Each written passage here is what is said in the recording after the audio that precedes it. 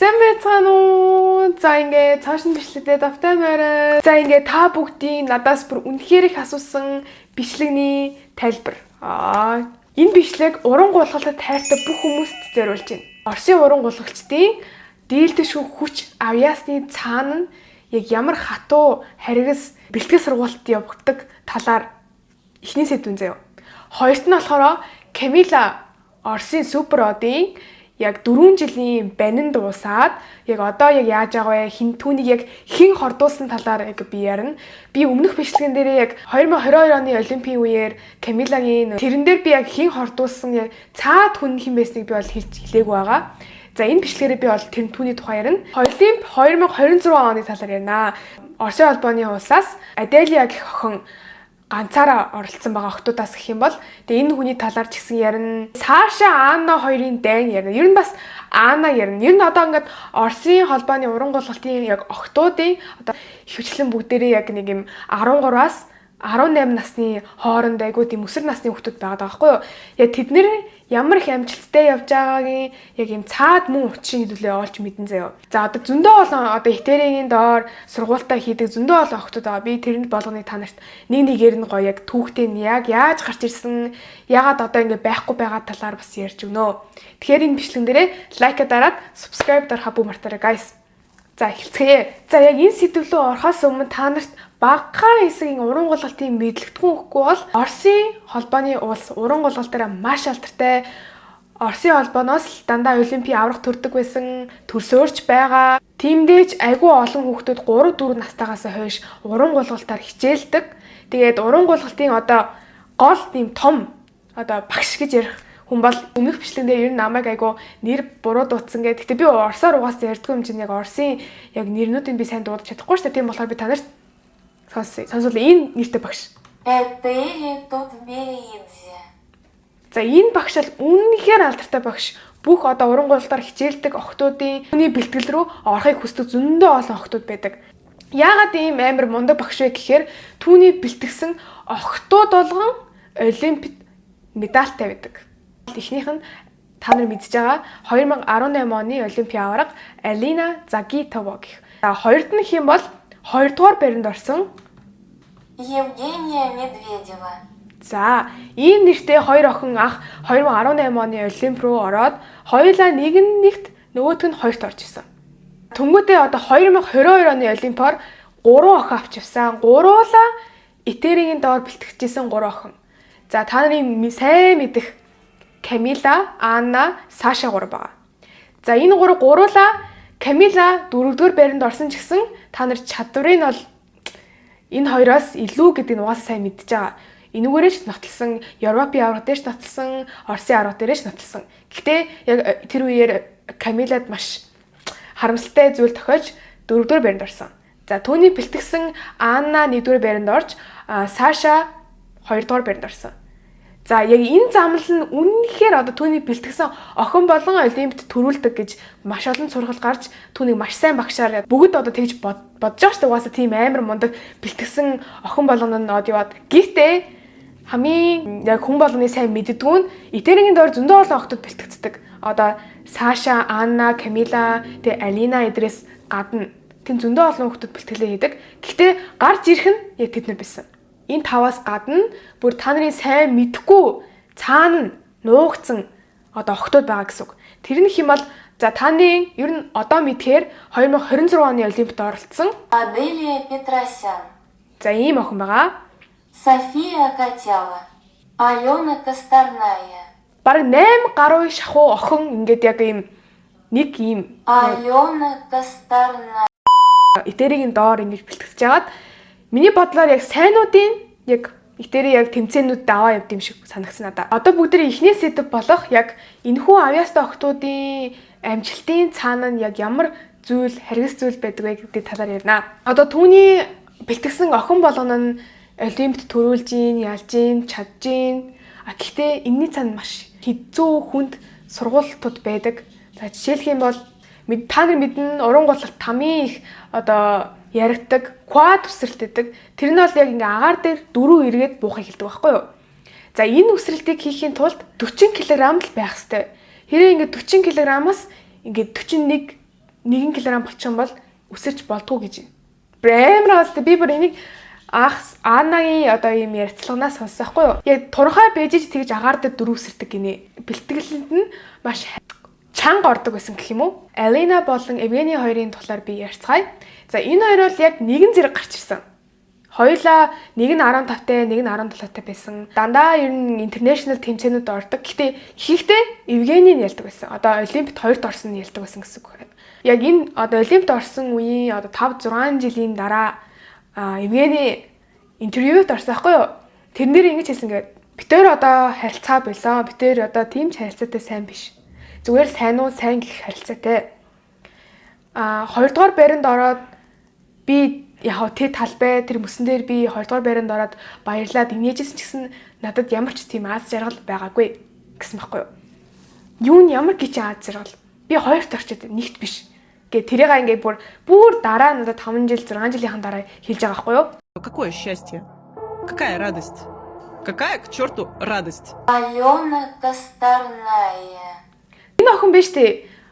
Бүр үнэхээр мундаг охин байсан. Тэр short program гэж ярьдэн шүү дээ. Уран голголт ингээд short тэгээд free гэж байдаг байхгүй юу? Яг ийм хоёр үзэлбэрийнх нь оноо нэмэгдээд. За эхний үзэлбэр дээрээ одоо short program дээрээ хамгийн одоо өндөр оног авсан бүр ийм рекорд тогтоосон гулгахч байхгүй юу? Тэр мэдээж хэрэг Анна, Саша, Алена гэх 3 охин заяа. Гуруула үнэхээр сайн. Одоо хүмүүс тэднийг 3A гэж нэрлэдэг. Яг гурвуулынх нь одоо нэрнийх нь үс нь A-гээр эхэлсэн болохоор тэр 3 ямар ч тэмцээнд төрүүлдэг. Гэхдээ өөрсдөд нь хоорондоо л ялагддаг. 1 2 дугаар байрандаа л ялагддаг. Зөвхөн өөрсдөндөө ингэ өрсөлддөг гэсэн үг байхгүй. Алена нь ямар нэгэн quad өсөлт бол өсөрдгөө. Аннагийн хувьд болох юм бол 3A буюу axle өсөлт өсөрдгөө мөртлөө quad мэдүүлдэг. Саша 3A мэдүүлдэг ч гэсэн тэр нь яг амжилттай одоо газардах нь ховор гэдэг. Яг ийм гуруулаа ийм өөр тактиктэй, техниктэй юм уран голгоч. Нэгээр нь одоо энэ 3 охиныг ярих юм бол за Аленагаас эхлэв та. Хосын төрөлт гулгадаг болцсон.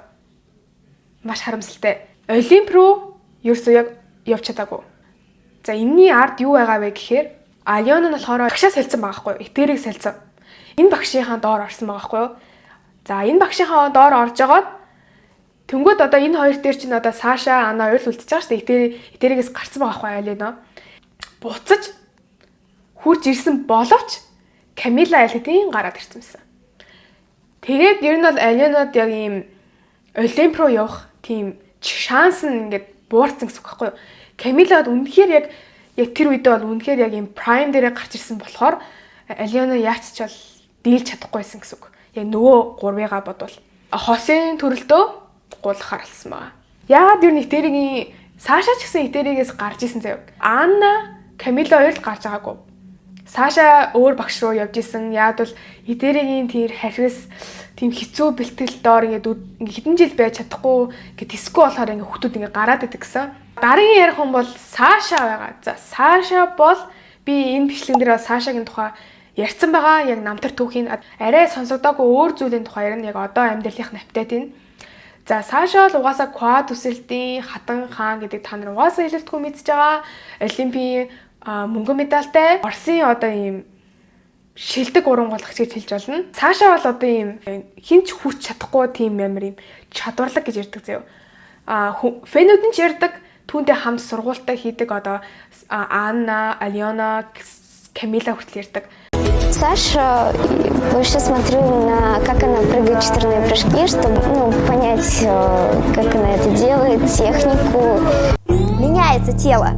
Ты хочешь, не будешь так крутиться. У тебя не будет хватать сил настолько, вот всего. Но Трусова же прыгает. Саша прыгает. Саша феномен. Мы ее не трогаем. Амар жоохон баг байхтай ингээд таар боддоо ингээд quad өсөлт мэдүүлээд ингээд хийжсэн гэхээр яг тэр тухайн үеийн интервью дээр болохоор би ингээд яагаад тогтооч чадахгүй гэж огтооч ихсэн quad өсөлт үсэрч чадна гэдгийг би харуулахыг хүссэн гэж байгаа байхгүй. Quad өсөлтийг мэдүүлээд тэгээ ер нь этэрийн охтууд ер нь Сашаагаас үлэр дурайл аваад quad өсөлт бид ч гэсэн үсэрч болох юм байна штэ гэдэг тийм анх юм одоо юу сэдлийг өгсөн гэх юм уу. Харамсалтайгаар түүний үсрэлт маш сайн ч гэсэн яг нүг artist гэж юм байдаг штэ. Нийлбэр оноо нь гарахтаа хүртэл technical score тэгээд artist emotional дээр ингээд програмд emotional оруулж тийм artist тэр талынаас хардаг. За тэрэн дээрээ бол яг Камила Анна хоёроос угаасаа баг оноо авдаг. Тэр хоёрыг арай гүйцэж чаддаг байхгүй юу? Сашагийн хувьд бол яг Олимпи яг мөнгөн медаль авсан шалтгаан нь Анна илүү ийм артист тал дээр илүү сайн байсан гэж ярьж байгаа байхгүй юу? Цэвэр гулгасан Анна. Та нар яг Сашад ер нь Олимп 2022 онд юу тохиолдсон талаар бас мэдхийг хүсэх юм бол миний өмнөх бичлэгүүрээс ороод үзээрэй гэж хүсэж байна. За дараагийн ярих хүн бол Анна Щербакова. Өмнө нь Камила Саша хоёрын талаар ярьсан ч хүмүүс бүр Аннагийн талаар яриач амар гуйсахгүй. Анна Олимпийн авраг, Оросын 3 удаагийн авраг, Европын 2 удаагийн мөнгөн медальт. За Аннагийн хувьд ярих юм бол яг Олимп 2022 оны Оросын ийм аврах шалралт тэмцээнгээ зохиогоод тэгээ эхний 3 байрт орсон хүнийг Олимп руу авч явахаар болсон байхгүй юу? За мэдээж энэ хэрэгтэй бол энэ 1-р байранд Камила ороод 2-р байранд Саша ороод 3-р байранд Анна орсон байгаа. Тусын уран гулгалтаас гадна ийм team event гэж болдог байхгүй юу? Багаараа өрсөлдөх. Япон улсаас, Орос улсаас төлөөлөөд ингээд уран гулгагч нар гулгана. Жишээлх юм бол Оросын албаны улсаас нэг эмэгтэй уран гулгагч, нэг эрэгтэй уран гулгагч, нэг хосын уран гулгагч, нэг ийм бүжгийн 4 төрлөөрөө ингээд баг хоорондоо өрсөлддөг байхгүй юу? Туг тугаа төлөөлөөд Камила угаасаа Оросын уран гулгалт дээр нэгт орж исэн, Европын дээр нэгт орсон. Ер нь бол Камила угаасаа энэ хоёроос бол чадраараа илүү сайн, илүү давамгай гэдэг нь бол тэмцээнүүд дээр ингээ харагдчихсан. За хүмүүс ч гэсэн ер нь за Камила Олимпийн алтан медаль авах юм байна. Team event дээр ч гэсэн Камила орох юм байна гэж хүмүүс ингээ бодож исэн байхгүй юу. Гэтэ зарим хүмүүс юу гэж бодсон бэ гэхээр Анна илүү аваа явах хаа. Яагаад гэх юм бол тэргүй Камила Олимп руу ороод 1-р байранд орох нь ойлгомжтой гэх хүмүүс тэгж ярьж байгаа байхгүй юу. Тэгээ хүмүүс ч гэсэн Камилаг Олимпийн аврах болно. Гэхдээ яг нөгөө хоёртой ч гэсэн ийм Олимпийн медаль авахд боломж олгоосэй гэж хүсэж байгаагийн улмаас Анна Саша хоёрыг нэгнэ гэж хүмүүсээс айгүй их бодож исэн. За нэг интервью дээр энэ бүр ингээ амар миний сэтгэлийг өвтгсөн байхгүй юу. Анна ингэж ирсэн. Багийн төрөлд өөрийгөө сонгогдох байх таа гэдэгтээ би ингээ 100% итгэлтэйсэн гэж байгаа. Эсвэл Саша битэрийн нэг л ах гэж бодож исэн гэдэг жаа. Тэгээд би тэрээрээ ингээд мэдээлэл гүйлгээд ингээд хин сонгогдсон болоо ингээд гэртээ ингээд байн ингээд уцаа ингээд шалгаад байсан гэж юм заяа. Хамгийн харамсалтай нь би ингээд мэдэн дээрээс л би өөрийгөө биш Камила явах юм байна гэдгийг мэдээж авсан гэж байгаа. Аннаг ингээд хилчин дээр шүү дээ ингээд чамааг бишээ ингээд Камилаг аваа явна гэдэг ядаж тэр Оросын комиссн ингээд өөрийн биеэр хэлээд эсвэл ингээд залгаад хэлсэн бол тэр хүн бас арай өөрөө үзэн штэ ингээд ядаж би ингээд өдөр онд уцаа ингээд баймаа шалгаад байхгүй. Миний амьдралын хамгийн муухай мөч байсан гэж байна. Очень хочу вспоминать, эту тему поделить. Правда, пока что еще самая тяжелая ситуация в моей жизни. Гэтэ Оросын холбооны улс Камила гэртээ 2 алтан медальтай хариулахыг хүссэн гэж байна. Тэр хүмүүсийн ингээд дийлэх гэж бодож байгаа заяа. Оросын холбооны улс яагаад Камилаг сонгосон бэ?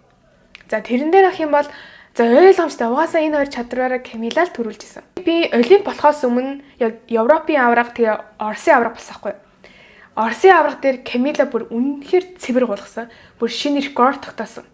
Анна ер нь яг Европын авраг дээр ч гэсэн үсэлтээ алдсан, Оросын холбоон дээр ч гэсэн үсэлтээ алдсан болохоор ер нь Оросын холбооны улс за энэ Олимп дээр ч гэсэн ер нь яг ингээд үсэлтээ алдаж магадгүй байна гэдэг тийм жоохон мэдрэмж авсан гэж байгаа заяа. Сашаг яга сонгоогүй гэхээр Сашагийн яг 5 квад мэдүүлснээс газартх нь жоохон ховор штэ яг юм муугаар хэлэх юм бол яг тавуулангийн яг газартх нь маш ховор. Оросын холбооны улс ер нь бүгд л амар тийм predict хийжсэн. За угаасаа Камила ялна. Гэтэ Анна Саша хоёрын 2-3-т орох нь ойлгомжтой гэж бодож исэн боловч 2022 оны Олимп бол бүр ийм 160 градус бүр эргүүлээд бүр шал өөр болсон гэдгийг бол та нар мэдж байгаа. Одоо ингээ Олимпийн авраг болчоод ингээл баярлал хүмүүс тэгэн штэ. Ямар ч тийм эмошн байгаагүй. Бүр ингээ ганцаараа ингээл суугаад ингээ Щербакова with their lives alongside her. We should admire what she did with угаасаа ойлгомжтой байхтай багийнх нь 2 охин нэг нь ингээд уйлаад хоёулаа уйлаад нэг нь бүрийн допинг асуудалтай болсон. Нөгөөт нь ингээд би ингээд нэгт орох байсан ингээд бүр хамт бүр амар удаан хамт найзалсан ингээд найзан тэгээд хахаар хин тэгэл би алтан медаль авчлаа гэж баярлахгүй штэ ойлгомжтой. Нэг бас муухай санагдсан юм нь штэ. Үзүүлбэрийг ингэж бэлтгэдэг багш нь гэдэг аахгүй юу. За энэ багш нь яг ингэж Аннаг үзүүлбэрээ яг чөлөөт үзүүлбэрээ үзүүлээд дуусна яг ингээд цамц мамцын өмсгдэн штэ. Тэгсэн чи яг ингээд чинд нэг хэлж байгаа аахгүй юу. Алтан штэ Анна гэдэг аахгүй юу. Тэр нь бүр амар хойсон заяа. Ягаад гэх юм бол Саша үзүүлэлт дууссан байсан тэр үед. Тэгээ Анна гарсахгүй юу? Тэгээ Аннагийн дараа Камила гарах хэрэгтэй байсан. Гэсэн мөртлөө тэр багш нь шууд мэдчихэж байгаа байхгүй юу? Алдсан шүү гэд. Тэгэхээр энэ багш нар нь ер нь нээштэй ингээд бүр цаанаасаа угаасаа яг Камила ийм допингийн асуудалтай болсон юм чи угаасаа алтан медаль авахгүй гэдэг нь бүр ингээд мэдчихсэн байхгүй юу? Тэгээ ер нь Анна Саша хоёрыг дээр л үзэж байгаа. Саша угаасаа үзүүлсэн байсан болохоор тэгэл Аннаг шууд чи алт шүү гэл. Тэр нь яг камерын дуранд ингээ өртцсөн байхгүй. Тэрэн дээр бол надад амар муухай санагдсан. Анна Итэригийн тийм шүүмж, тэр багийнхаа шүүмж, дарамт шахалтыг хамгийн их хүртсэн уран гулагч гэж байгаа байхгүй юу? Алиона ярьж байгаа байхгүй юу? Алиона чи хамт бэлтгэгддэг байсан мэдчихэж түн дотор юу болж байгааг мэдчихэж тий. Тэгээ Анна багш магшаа ерөөсөө сольж байгаагүй яг л Итэригийн доор маш удаан бэлтгэгдчихсэн. Тэг хамгийн тийм шүүмж юмыг авсан гэсэн. Aliona saying Anna was the one who endured the most verbal abuse from her coaches because she didn't talk back. And then Daniil at the same time saying Anna was his favorite because she always listened is really painting a picture. Одоо ер нь та нар ингээд энэ бичлэгнэр харагдаж байгаагаар ингээд амар загнана, үнэхээр их загнана. Одоо та нарт энэ бичлүүдийг жоохон харуулчих заяа. Дальше. Давай. А то медали ждут. Акадия, я тебе сказала, нельзя останавливаться! Падать, там, себя отшивать. Поэтому иногда я приходила, у меня просто не садиться не могла, то есть гематомы были очень... Терпишь? Алина, это плохо. Это плохо. И потом опять я... Олимп 2026 оны хувьд Аделия болон Питер Гуминик ингээд эртний төрлөөс орсон байхгүй. Хоёр хүн орсон. Гэхдээ яг Орсын холбооны тугаас биш. Яг Олимп 2026 онд ерөөсөө квад мэдүүлээгүй ганц мэдүүлсэн уран гулагч нь Аделия байсан. Гэхдээ тэрийг гол нь хамгийн харамсалтай нь газардаж чадаагүй. Ер нь айгүй их шүүм дагуулсан TikTok дээр бүр тренд болж исэн Олимп 2026 оны яг түүхээс нь хуваалцах юм бол мэдээж эхний байранд Алиса юу орсон шүү дээ. Үзэгчнэр тэгээд авах уу? Одоо Орсын уран гулагчдад дэмждэг үзэгчнэр нь Алиса одоо юу вэ? Квад өсөлт мэдүүлээчгүй гэж ингээд нэгт орчиж байгаа юм уу? Арайчтэй Саша бүр 5 квад хийжээд авах чинь хоёрт ороод авах чинь ингээд тэгж ярьж байгаа. Тэгж бүр амар олон хүмүүс ингэж мэтгэлцсэн заяа. Алиса юу болохоор яг 2022 оны Олимпиад оролцож исэн юм билий. Гэтэ 7 дугаар байранд орсон. Одоо бүгдээрээ Камилагийн талаар ярьцгаая. Хэлжсэн шүү дээ Алиона ингээд шорт програм дээр ингээд рекорд тогтоосон гэсэн. Түүний рекордыг эвдсэн хүн нь Камила. Олимпиад 918 оноо авч одоо ийм шин түүх бүтээсэн гэх юм уу. За Камилагийн Олимпийн талаар бас юу болсныг мэдхийг хүсэх юм бол та нар миний энэ байгаа бичлэгийг ороод үзцгээгээрэй. Энд дэр бас ярьсан байгаа. За одоо Камила ямар болсныг бүгдээрээ ярьцгаая. За одоо Камила 19 настай болцсон 4 жилийн бань дуусаад тэгээ эргэн талбай дээрээ гарч ирсэн байгаа. Тэр бол үнэхээр бахархалт мөч guys. За эргэж ирэхдээ Итэригийн доор биш. Түүний багш нь тэгээ яг амар хэцүү дуудлагатай байна. Энэ түүний допингийн асуудлын талаар яг хэн түүнийг хордуулсан талаар би танарт мэдээлэл хүргэхээр бэлтгэсэн байна. Тухайн үедээ бол зөндөө олон таамаг гарч исэн. Зөндөө олон ийм их сурвалжууд байсан. Гэтэ яг баттай бол яг байгаагүй. Камилаг өөрөө уусан ч гэж байгаа, ийм зүрхний юм уусан ч гэж байгаа, эсвэл хүн хордуулсан ч гэж байгаа. Бүр зөндөө ол ийм таамагуд байсан заяа.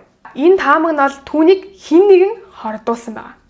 Мэдээж одоо өрсөлдөгч уран гулагч нар нь мэдээж эрг хатаархаж одоо энэ л нэгт орно угаасаа орох юм бэ гэдэг ийм хата хорсол байсан байгаа даахгүй юу. Түүний нотлогоон заяа. Итэрээ ингээд бас интервью дээр ярьж байгаа юм л да. У нас был мельдоний. Этот препарат помогает восстановиться. The figure skating team doctor who was punished in 2007 for doping violations on Russia's rowing team. Тэрнээс зармиг авч идсэн гэж байна. Зармиг. Тэгээ тэр чи яагаад энэ зармиг идсэн юм бэ гэж асуусан чинь би мэдгүй би зүгээр л өгсөн болохоор идсэн шүү дээ гэж тэгж хариулсан гэж байна.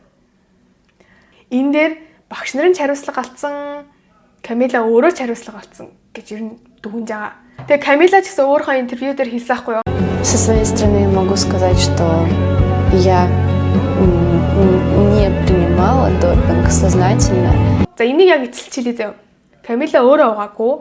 Камила хордуулагдаж байгаагаа ч өөрөө мэдээгүй.